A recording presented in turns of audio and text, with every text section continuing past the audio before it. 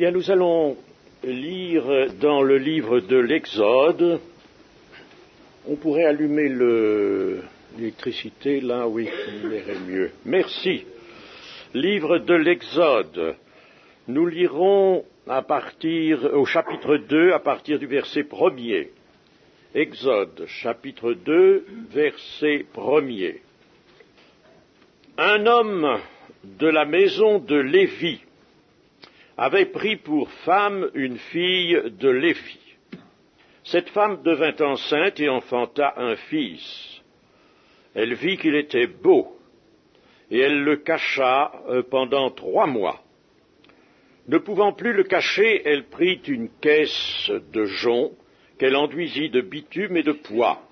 Elle y mit l'enfant et le déposa parmi les roseaux sur le bord du fleuve.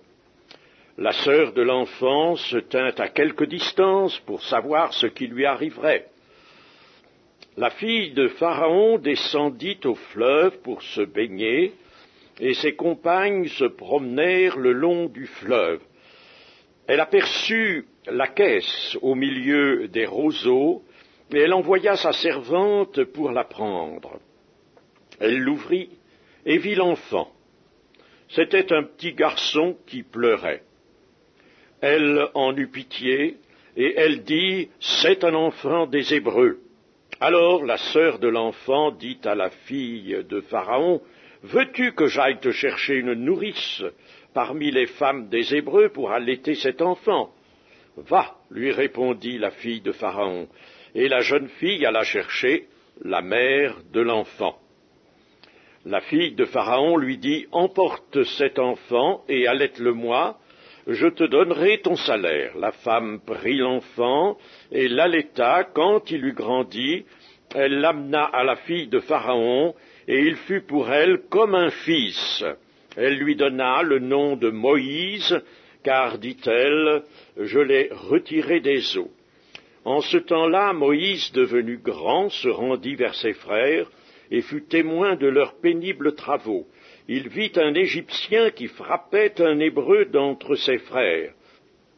Il regarda de côté et d'autre, et voyant qu'il n'y avait personne, il tua l'Égyptien et le cacha dans le sable. Il sortit le jour suivant, et voici, 2 Hébreux se querellaient. Il dit à celui qui avait tort, « Pourquoi frappes-tu ton prochain ?»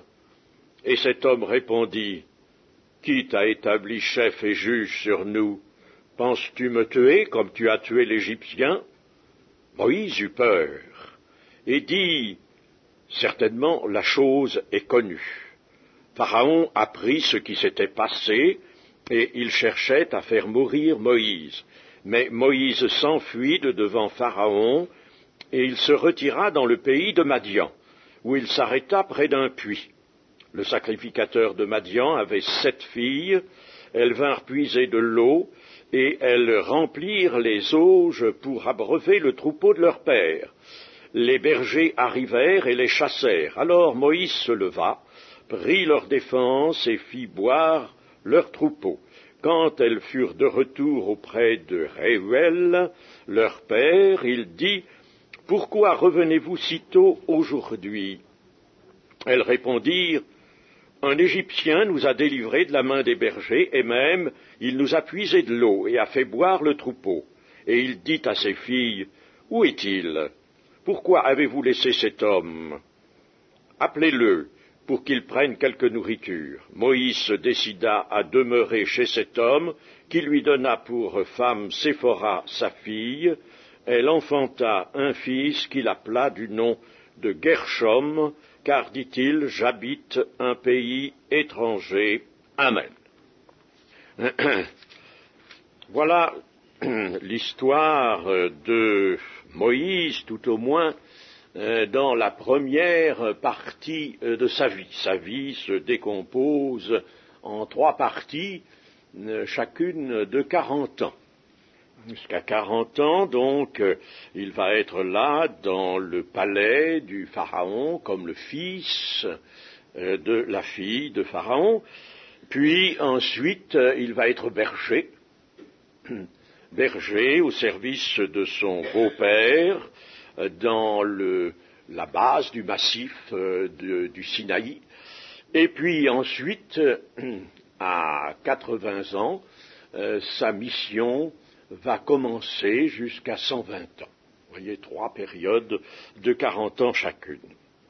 Dans la première partie du récit de l'Exode, que nous n'avons pas lu, mais vous la connaissez, je n'en doute pas, nous voyons là simplement que le roi d'Égypte avait changé depuis Joseph, bien sûr, il y avait eu des changements, et ce roi prend des mesures à l'égard du peuple d'Israël qui sont évidemment très contraignantes et surtout très inhumaines à l'égard des enfants. Il s'aperçoit que le peuple s'augmente considérablement, les naissances sont très nombreuses, les Égyptiens eux-mêmes s'en inquiètent et le roi ordonne de faire mourir les enfants mâles.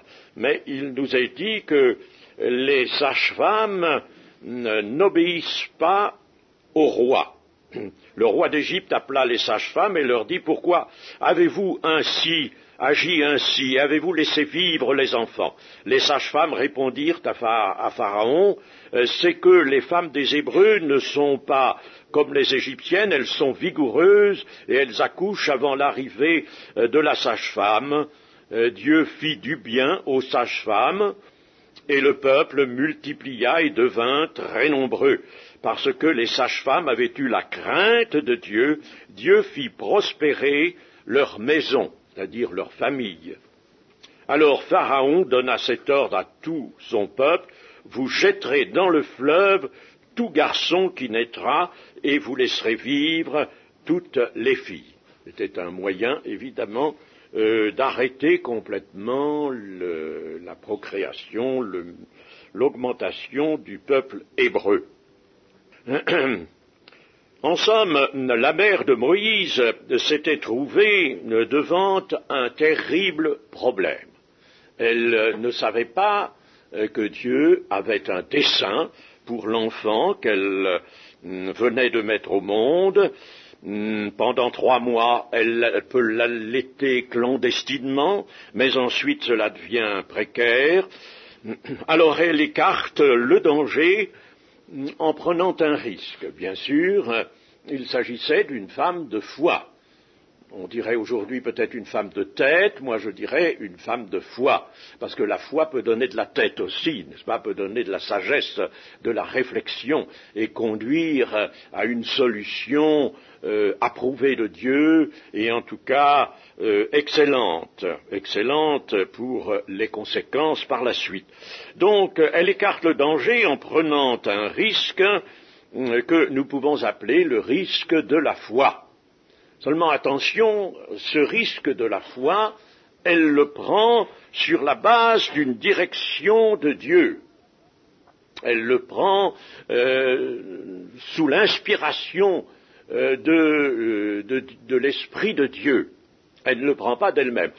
Quelquefois, dans l'Église, n'est-ce pas, il y a des personnes qui veulent montrer leur foi ou agir,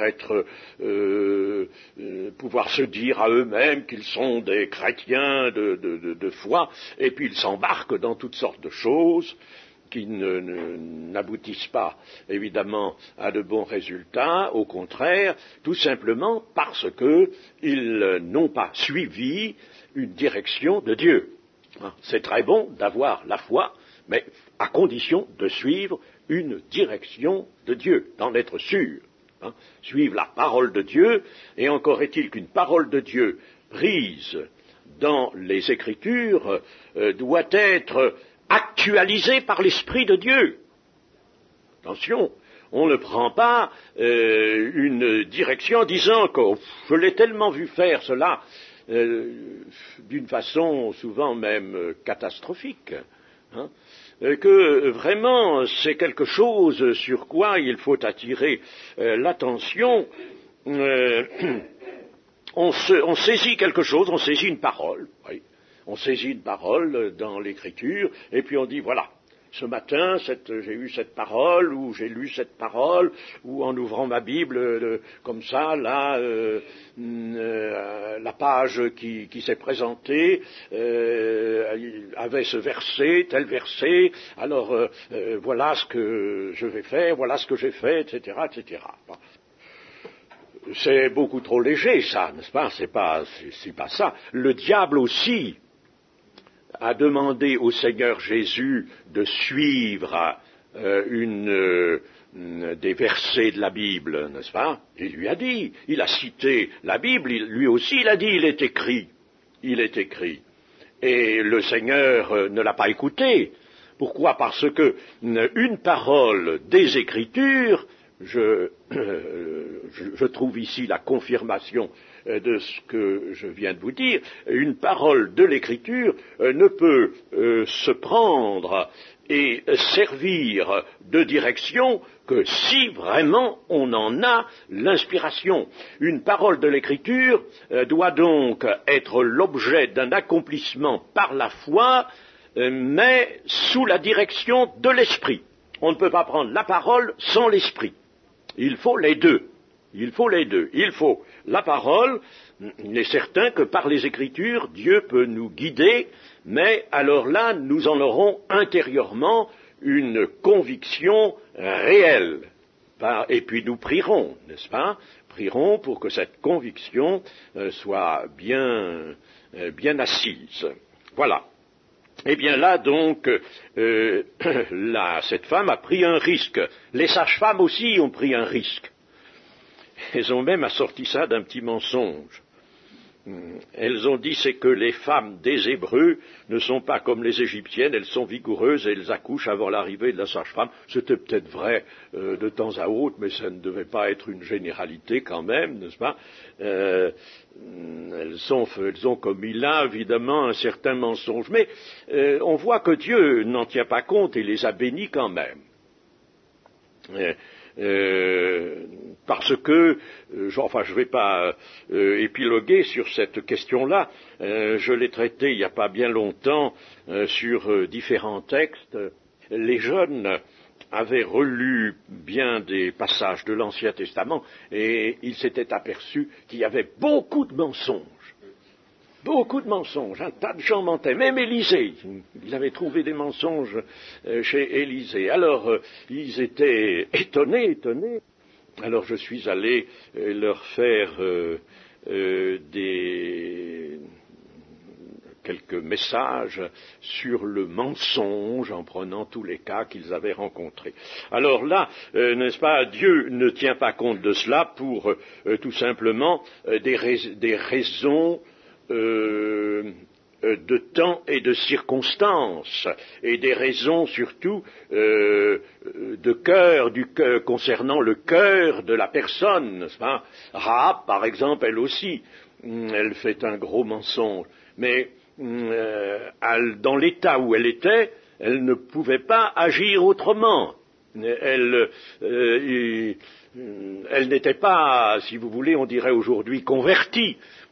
Seulement, elle a cependant la foi, elle a la crainte de Dieu, et plus tard, il est à penser qu'elle n'a pas continué à user du mensonge. Donc ici, les sages-femmes, elles aussi, vous voyez, sont bénies parce qu'elles ont eu la crainte de Dieu et elles ont pris un risque. Moïse, donc, a 40 ans lorsque il vient vers ses frères.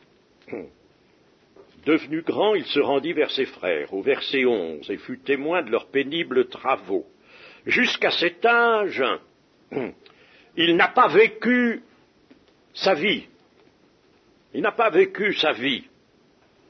Il a vécu dans le luxe, dans la magnificence des palais royaux.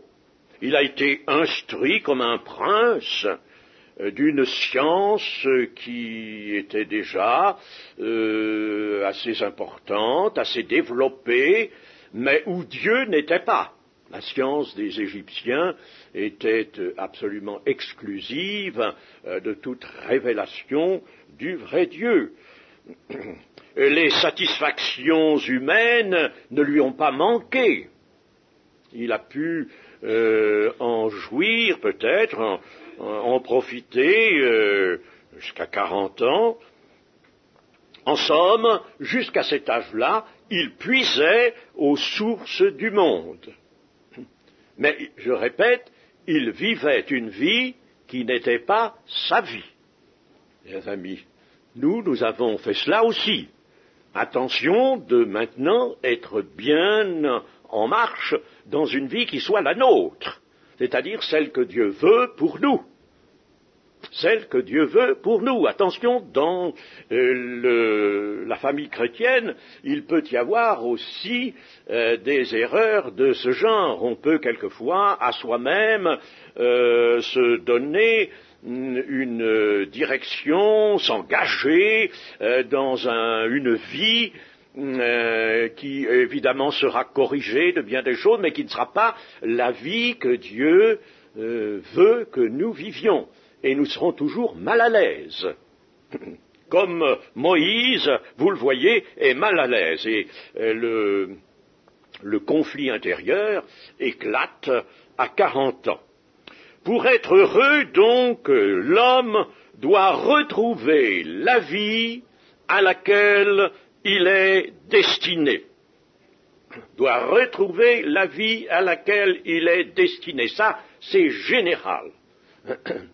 Il faut bien prendre garde à cela. Ce n'est pas notre conception qui importe, ce ne sont pas nos préférences. Il faut chercher à être bien dans la vie que Dieu a pour nous. Et la vie qu'il a pour nous est peut-être très différente de celle que nous pourrions concevoir.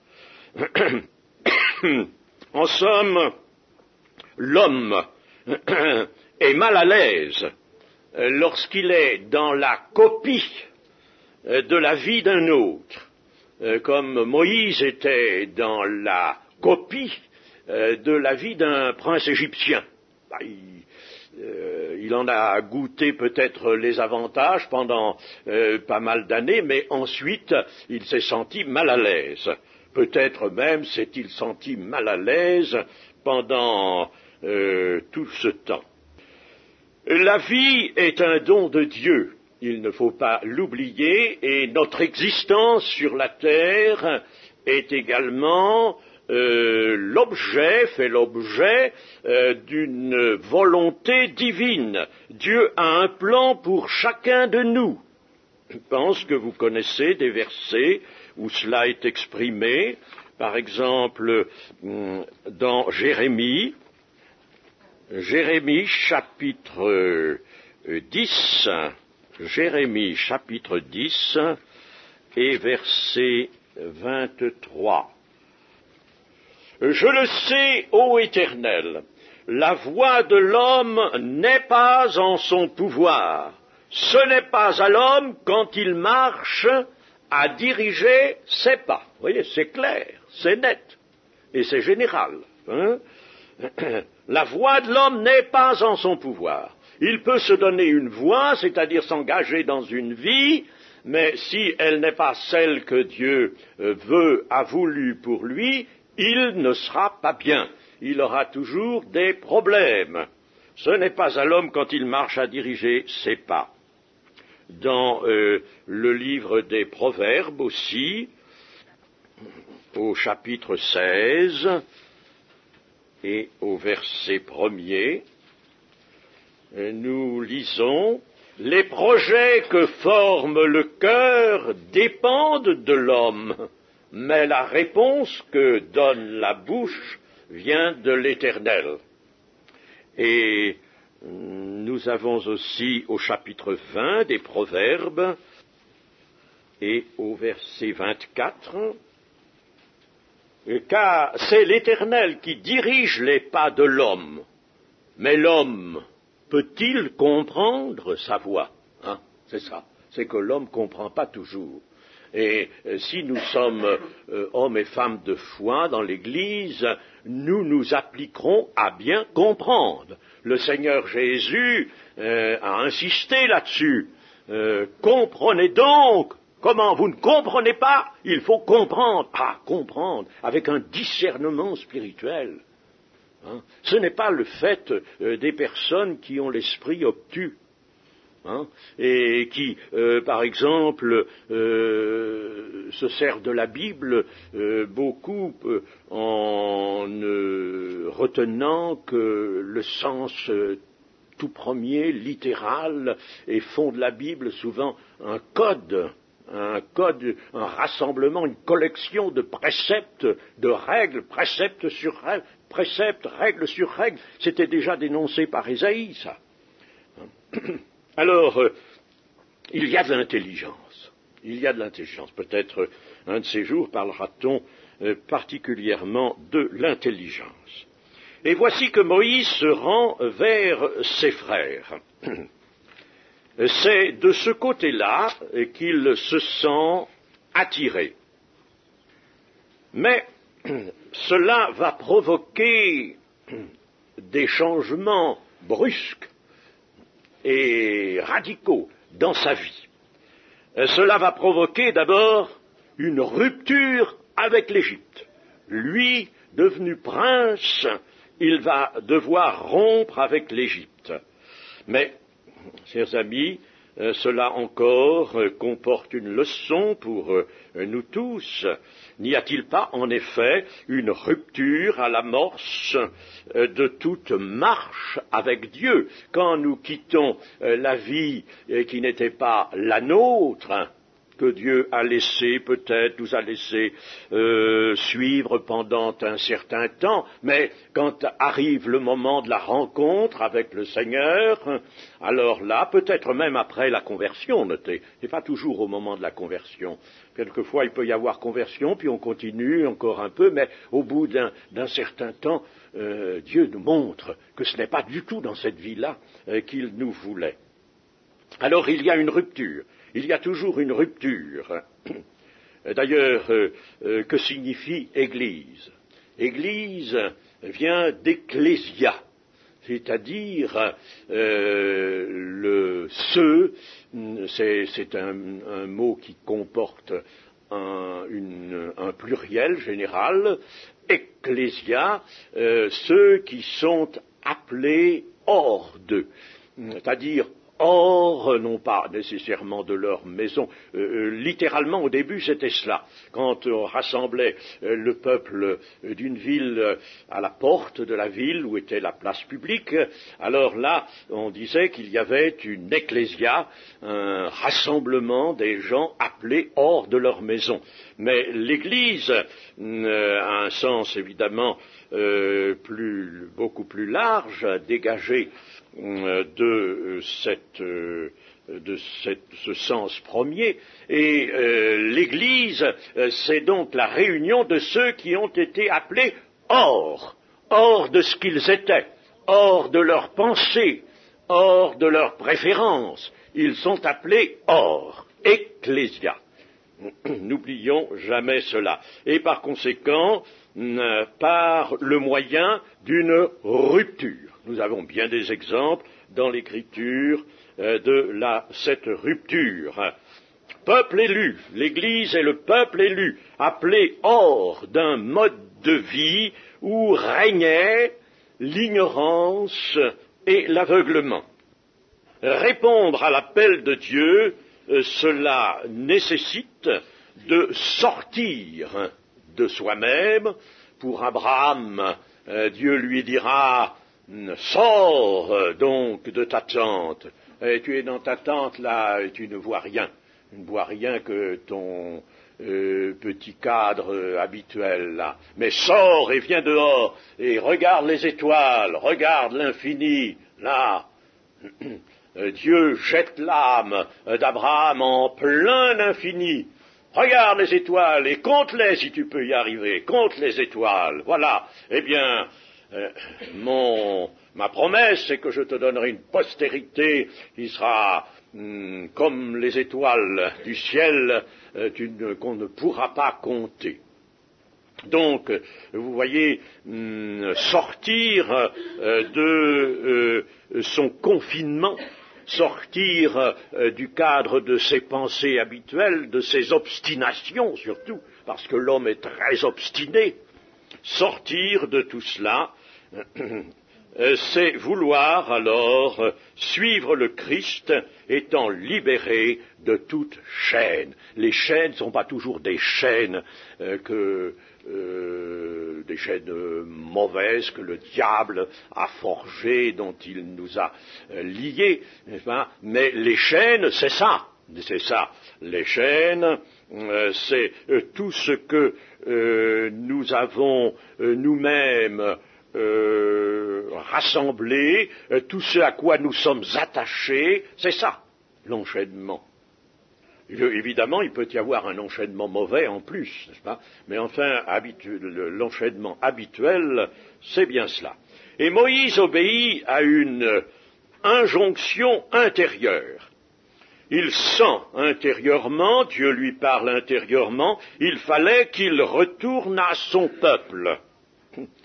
Et là, arrivé près des Hébreux, il est témoin des pénibles travaux de ses frères. Donc leur existence était déjà sur son cœur. Il est indigné parce que il constate qu'un Égyptien frappe un Hébreu, l'un de ses frères. Alors Moïse découvre là qu'il ne pense pas, lui, il ne voit pas comme un Égyptien. Il n'a pas la mentalité de l'Égyptien. Voyez, il découvre là qu'en réalité, il était Égyptien d'une façon factice, mais il n'avait pas la pensée, le cœur d'un Égyptien. Mais il a le cœur vraiment d'un Hébreu. Entre l'Égypte et lui, alors un fossé soudain se creuse. Courroucé, il se jette sur l'Égyptien, après avoir bien vérifié qu'on ne le voyait pas, il tue l'Égyptien et cache son cadavre dans le sable. En somme, la réaction de Moïse, qui constate qu'il n'a pas du tout le cœur et la mentalité de l'Égyptien, mais qu'au contraire, il a le cœur d'un Hébreu, sa réaction, c'est quand même la réaction de violence. Réaction de violence. Ah. Le lendemain, il revient, et que voit-il? Eh bien, le lendemain, il voit deux Hébreux, c'est-à-dire deux de ses frères, qui se querellent. Et il dit à celui qui avait tort, « Pourquoi frappes-tu ton prochain ?» Et cet homme lui répondit, « Qui t'a établi chef et juge sur nous? Penses-tu me tuer comme tu as tué l'Égyptien ?» Moïse eut peur. Et il dit, certainement, la chose est connue. Et en effet, le Pharaon devait l'apprendre. Le lendemain, en somme, Moïse voit encore la méchanceté s'exercer, mais non pas du fait d'un Égyptien contre un de ses frères, entre deux de ses frères. Et là déjà, n'est-ce pas, il est saisi. Mais il s'aperçoit qu'entre les Hébreux, il y a aussi de l'animosité, de la haine, de la dispute, de la violence. Ce n'est pas seulement l'oppresseur, l'ennemi, mais entre ses frères aussi. Et cela est pour lui une constatation, certes pénible. Ainsi, partout la violence. Et Moïse qui peut réfléchir et vraiment s'analyser lui-même, se regarder lui-même, Moïse constate qu'il a lui aussi la violence et que le meurtre est dans son propre cœur. Le meurtre est chez l'Égyptien, le meurtre est dans les frères hébreux, mais le meurtre est en lui aussi. Le meurtre est en lui. Il a peur et il s'enfuit. Alors, en somme, Moïse va constater qu'il n'est pas capable de sauver son peuple. Il n'est pas capable. Il est incapable. de sauver son peuple. Et chers amis, vous savez que ça c'est une constatation que tout le monde devrait faire, que en tout cas devrait faire tout homme, tout chrétien qui veut servir. Il faut qu'il constate qu'il n'est pas meilleur, comme disait Élie, je ne suis pas meilleur que, je ne suis pas meilleur. Il faut qu'il fasse cette constatation, parce que s'il part dans le service de Dieu avec l'illusion qu'il apporte, lui, des choses, des éléments, des capacités, des possibilités, des sentiments, une force supérieure à ceux qu'il va sauver, eh bien, il va vers un fiasco. Il va vers un fiasco parce que là, il ne saura pas s'appuyer sur Dieu. Il ne saura pas demander au Seigneur vraiment la puissance de son esprit. Ainsi, Moïse a peur et s'enfuit. Le meurtre et la peur, voilà tout ce qu'il trouve en lui. Il n'y a pas autre chose, il est un humain comme les autres, il n'y a que ça en lui. L'homme naturel, avec ses bons mouvements, avec ses bonnes intentions, mais cet homme ne peut pas sauver les autres. Il le constate. Et chers amis, pour moi, je l'ai constaté.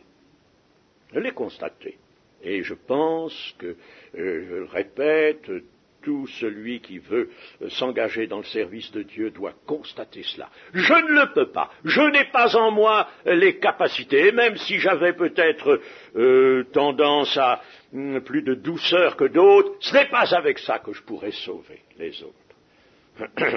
Il me faut un équipement qui me vienne du Saint-Esprit. Moïse a tenté de faire justice par ses propres moyens, selon ses impulsions. Et à quoi a-t-il abouti? Il a abouti à ajouter une faute que le Pharaon apprend. Il a ajouté une faute et une cause de dureté à celle qui déjà désolait son peuple. Voilà. Il augmente le fardeau de son peuple, c'est tout ce qu'il fait. Vous vous rendez compte, quand nous voulons agir par nous-mêmes, ce que nous faisons dans l'Église, nous augmentons les difficultés, nous augmentons la charge, le fardeau, parce que nous avons voulu agir par nous-mêmes selon peut-être un bon mouvement, des bons sentiments, mais non pas avec la puissance du Saint-Esprit et les directions de Dieu. On ne peut pas devenir l'auxiliaire de Dieu sans passer par les expériences qui changent le cœur et qui rendent possible les actions de l'Esprit. En somme, Moïse est humilié, et son humiliation, il va la savourer pendant 40 ans.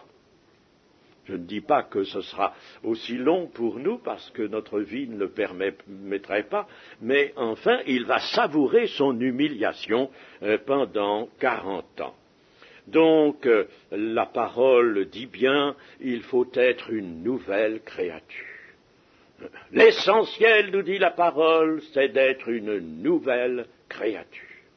Si nous ne sommes pas cette nouvelle créature, nous ne ferons rien de bien. Et voici que Moïse s'arrête près d'un puits, c'est-à-dire près d'une source d'eau vive. Son corps et son esprit vont pouvoir se désaltérer. Il va connaître là, pendant 40 ans, une longue solitude.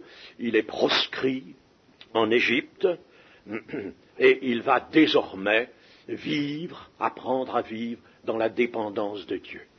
Il s'est aperçu que l'Égypte est un roseau qui perce la main, qu'il ne peut pas s'accommoder de ce monde, et il vit dans la dépendance de Dieu. Il est coupé de son passé, il est conscient de son impuissance à faire le bien. Et sans doute, pendant ces 40 ans, il ne voyait pas sa mission. Il n'apercevait pas le plan de Dieu pour lui.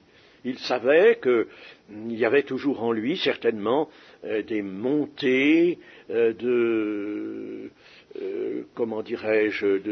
d'intention. Il y avait en lui des poussées qui lui suggéraient qu'il fallait peut-être qu'il fasse quelque chose, mais Dieu n'avait pas parlé. Il faudra attendre le buisson ardent pour que Dieu se manifeste devant lui, lui parle et lui donne très exactement sa mission. En somme, là, à 40 ans, Moïse commence à être un homme. Il commence à être un homme faible et séparé,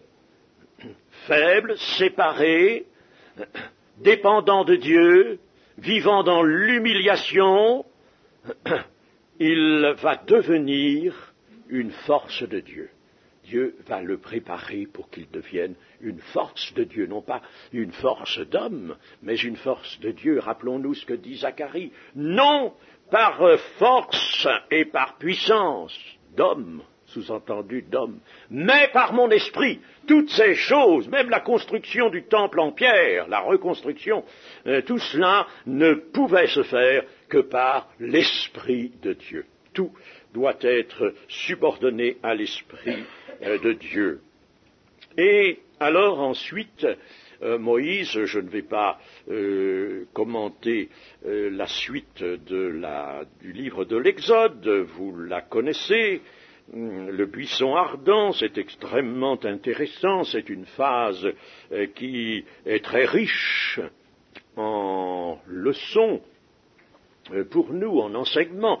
Mais je voudrais simplement dire ceci, c'est que quand Moïse sera devant le buisson ardent, déchaussé, il aura été obligé d'enlever ses souliers, il est en présence de l'Éternel qui va pour la première fois lui dire son nom.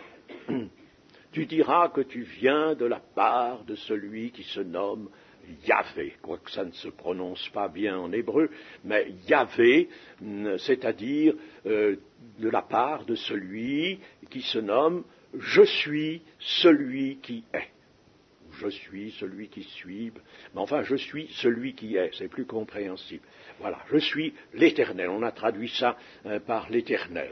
Ça figure des milliers de fois dans l'Ancien Testament et c'est traduit par l'Éternel.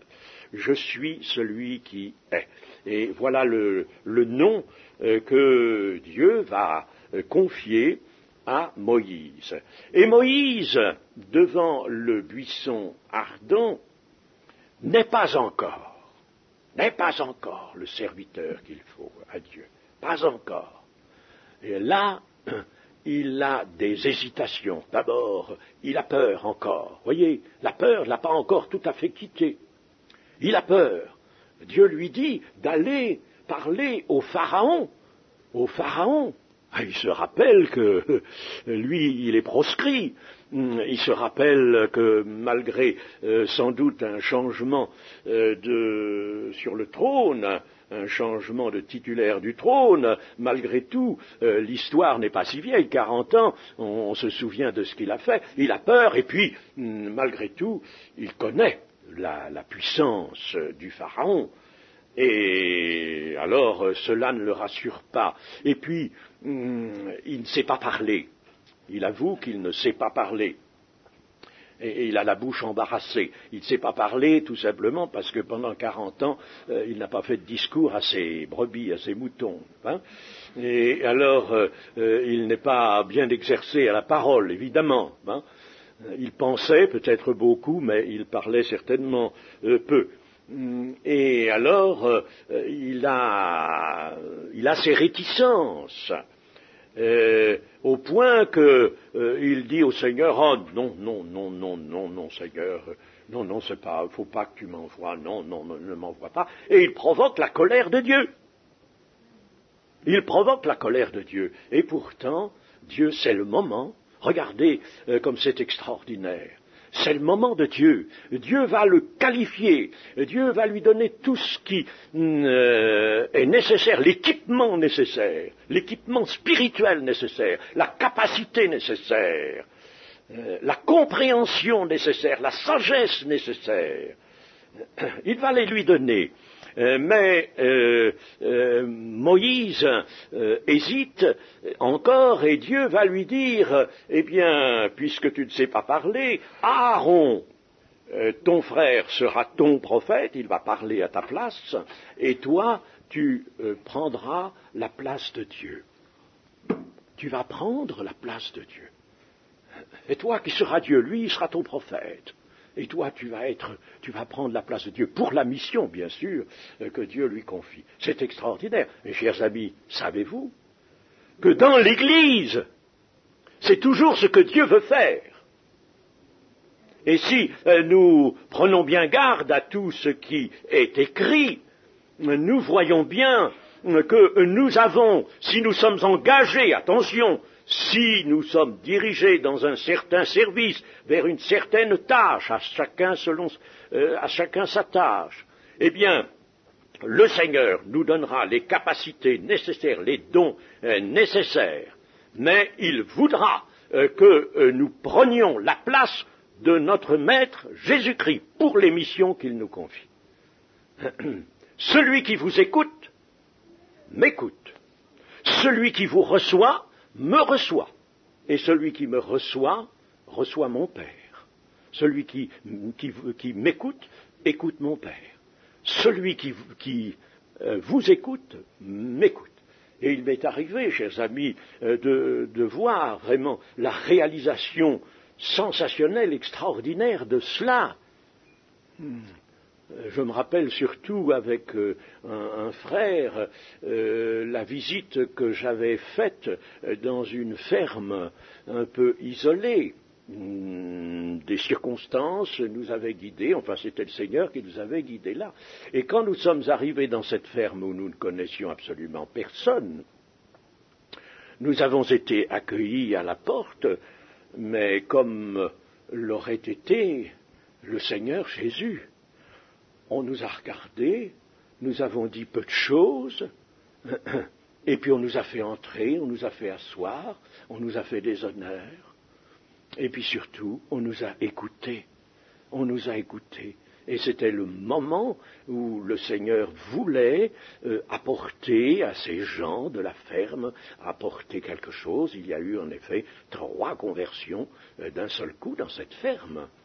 La 3 conversions, parce que nous n'allions pas, et pas nous qui avions décidé, nous avions été guidés là tous les deux, n'est-ce pas? Et puis nous arrivons là, nous sommes reçus, mais comme le maître. Nous parlions, on ouvrait la Bible un peu, on parlait, on nous écoutait, on buvait nos paroles.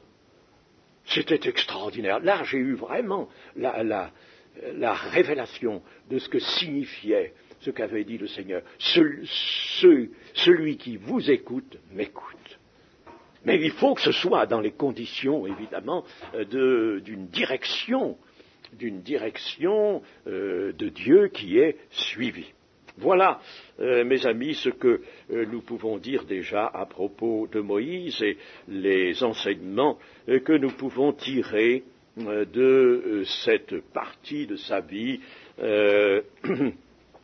qui s'ouvre à l'âge de 40 ans. Tout cela n'a pas changé, l'homme naturel est resté l'homme naturel, et les actions de Dieu restent ce qu'elles étaient. Dieu ne change pas, il est le même hier, aujourd'hui et éternellement. C'est dit du Seigneur Jésus, mais c'est dit de Dieu aussi, bien entendu.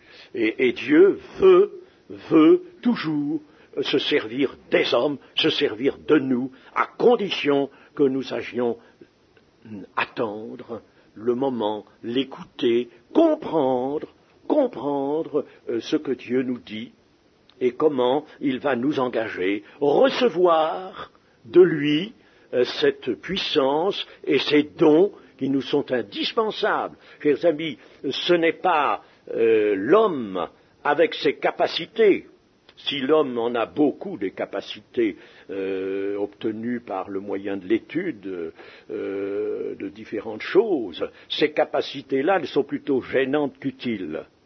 Hein.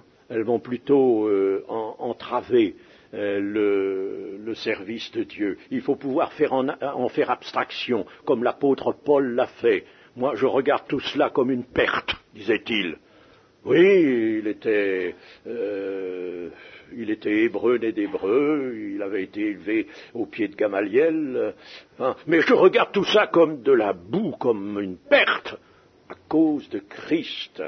Et alors, voyez-vous, il faut que nous soyons dans les mêmes dispositions pour que Dieu puisse nous utiliser comme il l'entend. Et ce qui compte dans le service de Dieu, que ce soit le témoignage, vous voyez, je parle donc pour tous, je ne parle pas seulement pour ceux qui sont appelés à un ministère, mais pour tout le monde, dans le témoignage ou dans le ministère, ce qui compte, ce qui importe, ce n'est pas l'homme avec sa valeur, même s'il en a une, c'est le charisme, le don, si vous voulez, et le charisme, l'équipement.